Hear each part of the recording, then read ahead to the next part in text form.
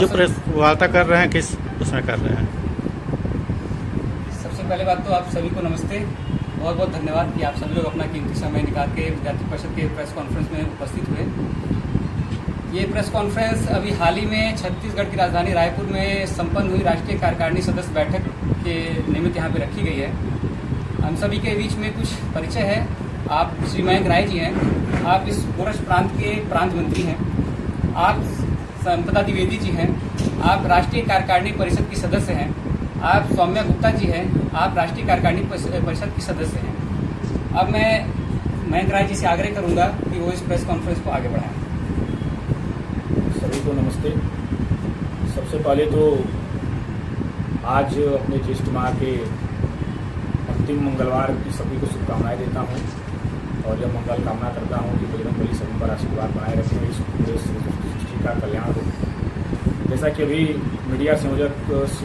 शिवम पांडे जी ने बताया कि विश्व के सबसे बड़े छात्र संगठन अखिल भारतीय विद्यार्थी परिषद की राष्ट्रीय कार्यकारी परिषद की बैठक अभी 29, 30, 31 मई को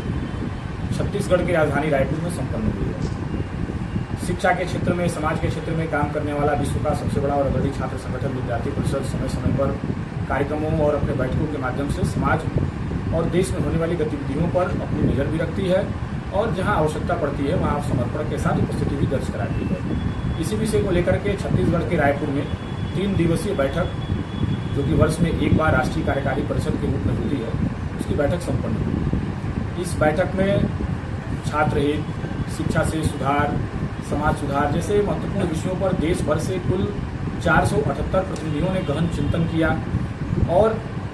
जो शैक्षिक समस्याएं हैं उसके क्या समाधान हो सकते हैं, इस देश में जो वर्तमान में परिस्थिति चल रही है उस परिस्थिति से हम किस प्रकार से लड़कर के भारत को अखंड भारत और विश्व गुरु बना सकते हैं, इन विषयों पर विद्यार्थी परिषद के देश भर के कार्यकर्ताओं ने चिंतन किया। रायपुर में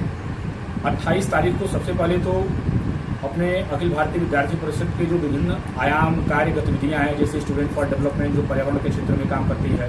सेवा के क्षेत्र में काम करने वाली स्टूडेंट फॉर सेवा, कला के क्षेत्र में काम करने वाली राष्ट्रीय कला मंच, मेडिविजन, एग्रीविजन, फार्माविजन, इन सभी आयाम कार्य गतिविधियों की बैठक 28 तारीख को संपन्न हुई। उसके पश्चात 28 तारीख को शाम को अखिल भारतीय विद्यार्थी परिषद रायपुर ने नागरिक अभिनंदन समारोह का आयोजन किया, जिसमें रायपुर के छत्तीसगढ़ के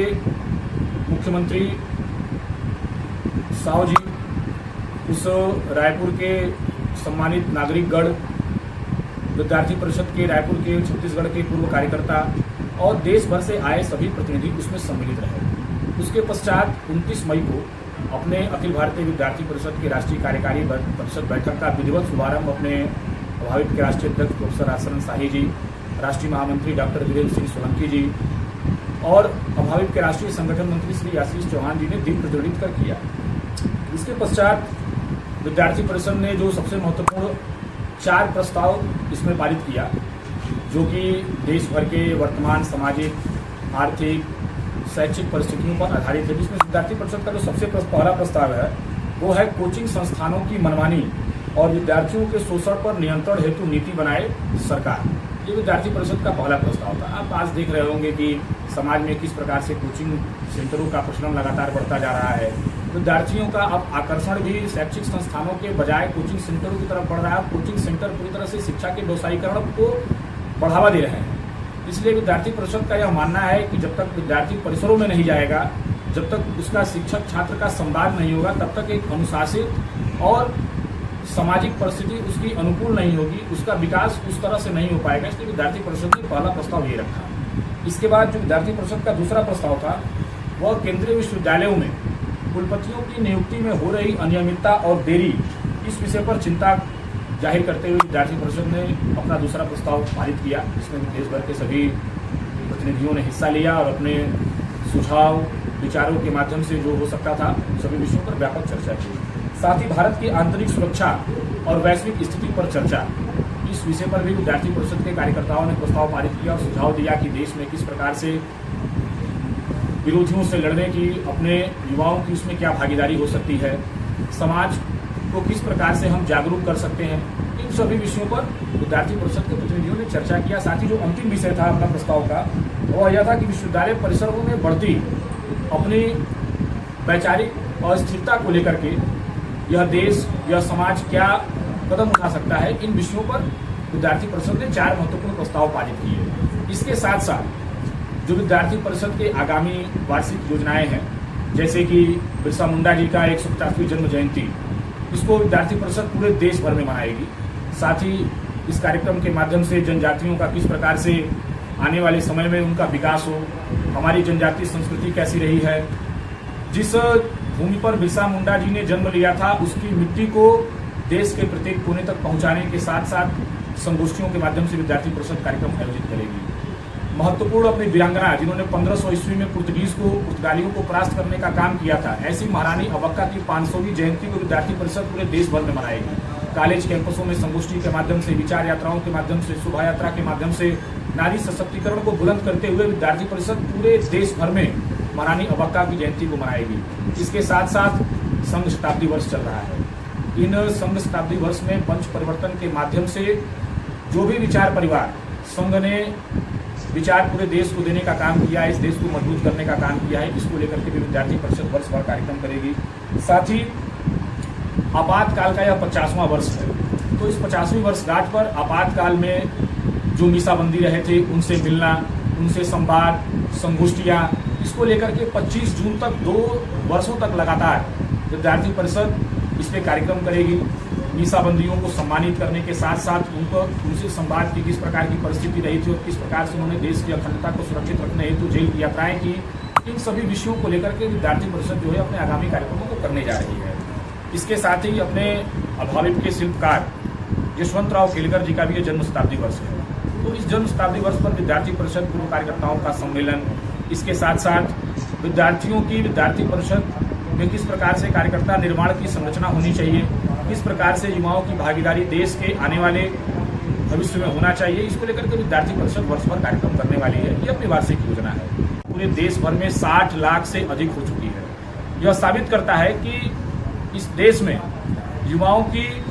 अगर कोई सबसे महत्वपूर्ण और युवाओं का अगर कोई पसंदीदा छात्र संगठन है जो 24/7 365 दिन, चाहे वो शिक्षा के क्षेत्र में अनियमितता की बात हो, चाहे आतंकवाद से निपटने का विषय हो, चाहे नारी सशक्तिकरण का विषय हो, चाहे बेटी बचाओ बेटी पढ़ाओ जैसा विषय हो, चाहे बांग्लादेशी घुसपैठियों से लड़ने का विषय हो, चाहे पर्यावरण संरक्षण का विषय हो, जल जंगल जन जमीन जानवर के संरक्षण संवर्धन का विषय हो, इस प्रत्येक विषयों पर अगर कोई मुखर है वह विद्यार्थी परिषद के कार्यकर्ता हैं, विद्यार्थी परिषद है। इसलिए 60 लाख से अधिक युवाओं की सदस्यता यह साबित करती है कि विद्यार्थी परिषद की छात्र संगठन की स्वीकार्यता पूरे देश भर में सबसे अधिक है। तो इन सभी विषयों पर शिक्षा के क्षेत्र में, राष्ट्र निर्माण के क्षेत्र में, छात्र हितों के लिए प्रतिबद्ध संगठन के रूप में विद्यार्थी परिषद काम कर रही है। और अभी अभी ऑपरेशन सिंदूर और ऑपरेशन कगार के माध्यम से जो देश ने पाकिस्तान और आतंकवाद को निस्तानाबूद करने का काम किया है, उनको माकूल जवाब देने का काम किया है, इसको लेकर के युवाओं की क्या भागीदारी हो सकती है, युवाओं को किस प्रकार से आगे आकर के ऐसी विषम परिस्थितियों में लड़ना चाहिए,